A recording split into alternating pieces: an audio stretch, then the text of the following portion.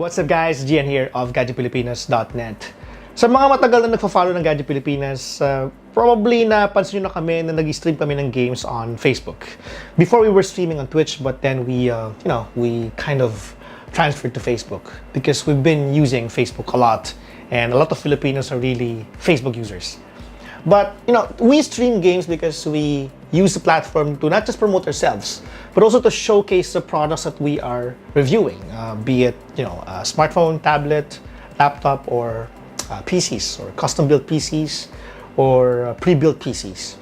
Now, traditionally, when people stream games, what they do is they use just one PC or one laptop, and then they either use XSplit or OBS or any other streaming platforms to stream what they're playing.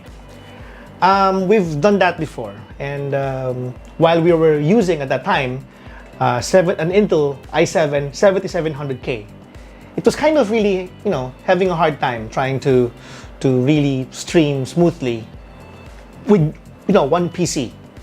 Especially kapag naglaro ka na ng games that really requires a lot of resources, your PC might not be able to handle it properly. Okay. Maganda nga yung connection mo, but the PC would really have a hard time coping up with the game that you're currently playing, then that might be a bit of a problem. The solution there is that we use the PC right here, as you can see, the white one. We play through that, and then we use a capture card to pass through the video to another PC, and that other PC, which is the Asus Republic of Gamers G21 or the Huracan, to stream it. So, ang load nito ngayon, hinati. The load is coming from that white PC right there, the custom-built one. Then, the one that streams basically is the Huracan. Okay, so that's why there are a lot of monitors that you're seeing right there for monitoring yung tatlo, and then the other one at the center is the one connected to the white custom-built PC where I play games. Now, there are various streaming or capture cards that you can buy. There's, of course, Elgato. Elgato is already here in the Philippines. And there is, of course, something from Razer. What I did was, when I knew that Jam Ancheta was looking for a capture card, I told him, why don't you just buy my Elgato HC60?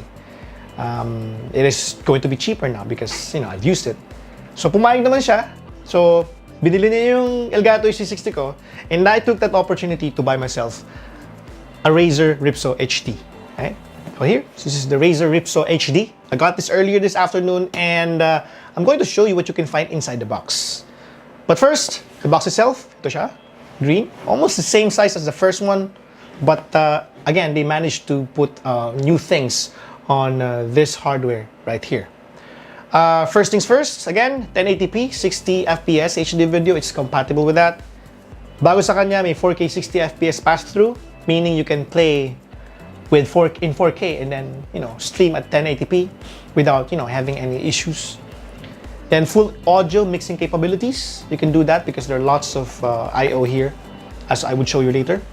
And then HDMI 2.0 and USB 3.0 connectivity. All right. Okay, cool. First, we get a letter from Min Yangdan. Okay. Says, it's time to get seen and be heard. Streaming is one of the fastest growing entertainment platforms in the world. It's engaging, competitive, and and all good things. Take the first step. Razer.com/get started. Cool. This is it. This is the Ripsaw. It's tiny. I think it's actually tinier than the first one. Yeah, so ito siya. Wait niya. Oh, cool. For reference, this is the Huawei P30 Pro. Ayan, ganyan lang siya kalaki. Next, nasa loob, we have, I think this is the manual. Ripsaw HD. They even included the sticker. The classic Razer logo. And there's another box right here which probably includes all the cables. Yep, cables. We have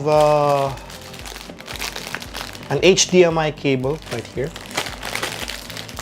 I think, yeah. There's even a Razer logo right here. Razer, it says Razer right there. It's, it's branded. It's good to know that they've included a branded, non-generic HDMI cable out of the box. And they have braided cables. Braided cables, we have, tagalin na natin to. Yan. May kasama siyang Type-C cable. Braided Type-C cable. And there's also braided 3.5mm cable. Right? Audio cable. Kasama siya out of the box. That's pretty much everything. Right? So you get the manuals, you get the cable, you get HDMI, you get letter from Min, you get of course the Razer Ripsaw HD. Alright, so just explore the device right here, just for us to be familiar with this one. Okay, so may rubber yung ilalim, so it won't slip. And then there's of course the logo of Razer right there, as you can see it. Alright, cool. And then we have a Type-C port right there. There is HDMI in, HDMI out. And then in front we have the microphone and the headphone. So if you want to monitor or use these as your input, then it is all up to you, right? So you have the input and we have the output. Cool. And that's pretty much everything that you can find inside the box. And just hook everything up and then you're ready to go. But of course you need to download something that would let you use the Ripsaw HD.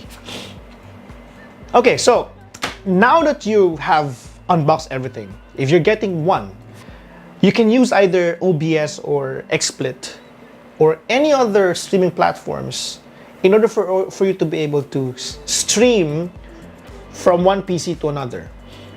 Think of it like this. Para siyang gumagamit ka ng console, ini-stream mo yung console to another PC. But this time, you're streaming from one PC to another.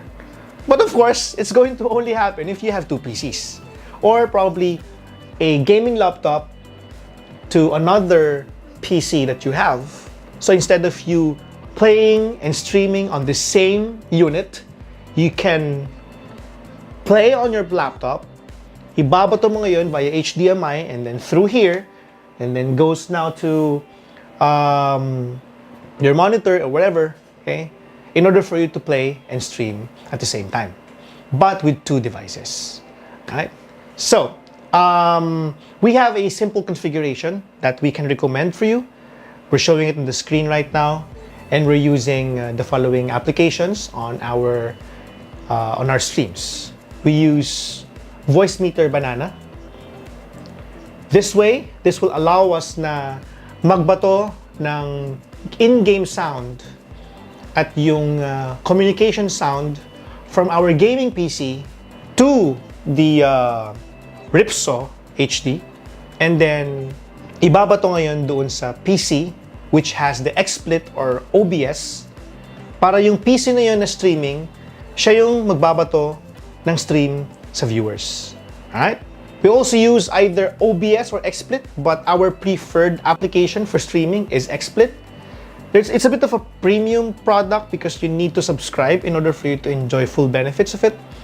But if you're going to use it for the first time, I believe there's a trial period for that. Nasa inyo yun. Huh?